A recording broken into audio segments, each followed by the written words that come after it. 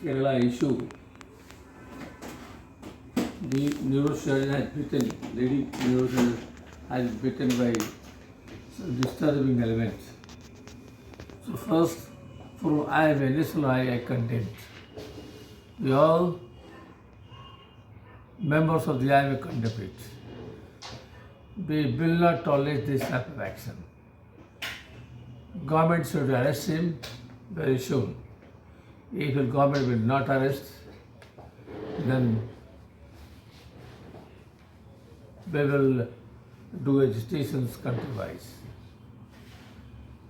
Violence with the doctors are becoming problem for the doctors' professions. We have met many times to Government of India, Health Minister. They have assured at that time, I will make this like pandemic will be endemic. Whatever provision in the pandemic time, that will be for the endemic or forever. The people, we are not going to strike very soon, but if you are compelling us, then what we have to do? This is a very bad, most condemnable incidents which occurred in the Kerala state, wherein the neurosurgeon being kicked by the miscreants in the early hours in the morning around 1:30 a.m. outside the ICCU. It's really a sad story which is being repeated every now and then across India. In spite of taking and propagating the violence against doctor to the government, various governments to the Supreme Court, we are not getting the justice. And that is how the Central Act is not being enacted. And this is a very sad state that early mornings one neurosurgeon who is working at the early hours on 1:30 a.m. being kicked in the ICCU. In spite of the government always promising that we are taking stringent steps, no action has been taken.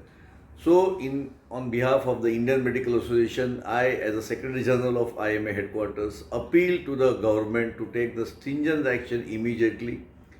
We continuously support the IMA Trivandrum as well as IMA Kerala branch, whatever actions they have initiated. And such miscreants should be arrested so that the deterrence will be there, that nobody will touch the doctors in future.